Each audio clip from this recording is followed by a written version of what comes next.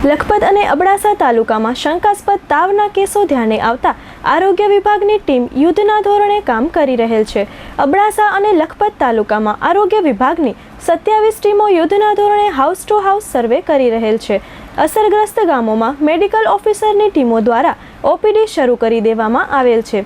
આજે લખપત તાલુકા પંચાયત કચેરી ખાતે કલેક્ટરશ્રીની ઉપસ્થિતિમાં કચ્છ વહીવટીતંત્ર અને આરોગ્ય તંત્ર દ્વારા બેઠક યોજવામાં આવેલ હતી। આરોગ્યની બધી ટીમો અહીંયા કામગીરી કરી રહી છે।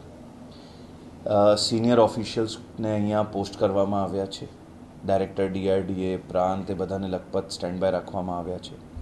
સાથે સાથે બીજા તાલુકામાંથી આરબીએસકેની સ્ક્રીનિંગ ટીમ મંગાવીને જે ઇમ્પેક્ટ એરિયાઝ છે એટલે જ્યાં કંઈ કેસ બન્યા છે અથવા જ્યાંને ઓપીડી ફીવર અને રેસ્પિરેટરીની વધી છે એ ગામોમાં એક કાર્પેટ સ્ક્રીનિંગનું આયોજન કરવામાં આવ્યું છે, જેમાં બહારથી ટીમ બોલાવીને બધા હાઉસ ટુ હાઉસ ચેકિંગ કરવામાં આવશે। ત્યાં એન્ટીવાયરલ કે એન્ટી બેક્ટેરિયલ ડ્રગ્સ આપવામાં આવશે અને સાથે સાથે જે ગંભીર કેસીસ હશે એને સીએચસી અથવા જરૂરત જણાય તો ગેમ્સ ભુજમાં મોકલવામાં આવશે। ટૂંકમાં કોઈ પણ રેસ્પિરેટરી ડિસઓર્ડરનો કેસ હોય તો એને તાત્કાલિક સારવાર મળે એનું બધું આયોજન અહીંયા ગોઠવવામાં આવ્યા છે। જે ડેથ થઈ છે એના એનાલિસિસ પણ કરવામાં આવી રહ્યા છે।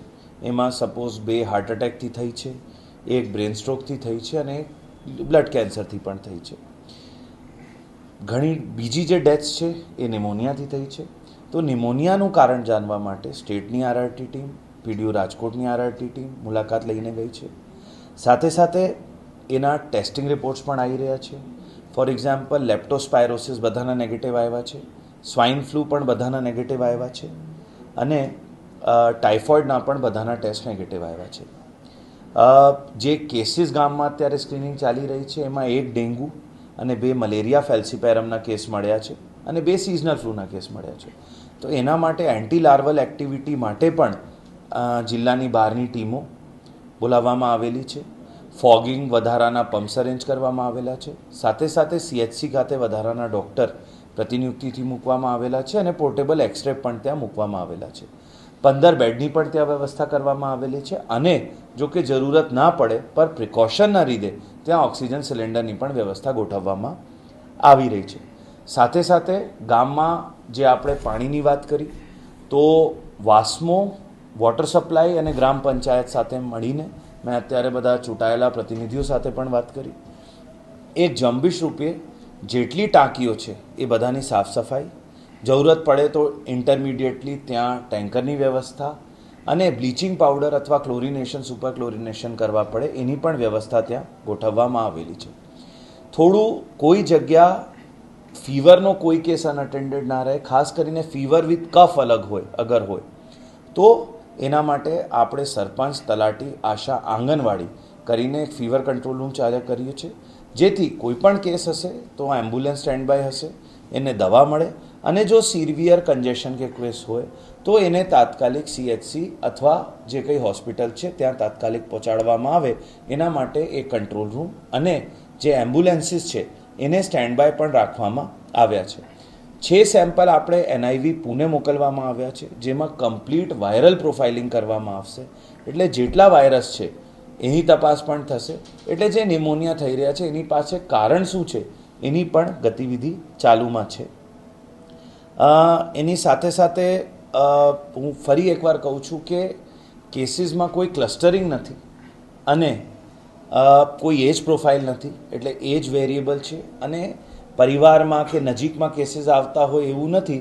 એનાથી કદાચ આપણને પ્રાથમિક દૃષ્ટિએ એવું લાગે છે કે કમ્યુનિકેબલ કે સ્પ્રેડ થઈ શકે એવી ડિઝીઝ નથી, પર પ્રિકોશનના ભાગરૂપે, સાવચેતીના ભાગરૂપે અને તકેદારીના ભાગરૂપે બધી વ્યવસ્થા અત્યારે લખપત ખાતે ગોઠવવામાં આવેલી છે। ટીમ્સ અહીંયા છે, અધિકારીઓ અહીંયા છે અને નેક્સ્ટ 48 અવર્સમાં જ્યાંથી કેસીસ આવ્યા છે અથવા જ્યાં પાણી ભરાણા છે એ બધામાં એક કાર્પેટ સ્ક્રીનિંગ કરવામાં આવશે। સાથે સાથે ઇવન મચ્છર ઉત્પન્ન ના થાય એટલે તાલુકા પંચાયત, આરએનબી પંચાયતને સાથે લગાવીને જે ખાડા છે, જે આ પાણી હવે વરસાદ પછી ઓસર્યા પછી ભર્યો એને પણ પૂરવાની સૂચના આપવામાં આવેલી છે। અત્યારે ફોર એક્ઝામ્પલ જે એક્ટિવિટીઝ ચાલી રહી છે એ 3 ગામ લખપતના અને 3 ગામ અબડાસા, એમાં વાયોર પંથકના, વાયોર પીએચસી હેઠળના બાજુના ગામો છે જે આપે વાત કરી, મેળા છે કે જે કંઈ છે, એમાં કામગીરી ચાલી રહી છે. અને અત્યારે જે અમે વિલેજ આઈડેન્ટિફિકેશનનું કીધું છે એને ખાસ અબડાસા અને લખપતને કીધું છે. બીજું, જે ફીવર હેલ્પલાઇનની મેં વાત કરી કે આપણે ગામમાં શોધીને કોઈ ફીવરનો કેસ હોય તો એને સારવાર પૂરી પાડવાની છે. એ આપણે બધા જે તલાટી, ગ્રામસેવક, આંગણવાડીને સૂચના આપીએ છીએ એ લખપત અને અબડાસાના તમામ ગામોને આપીએ.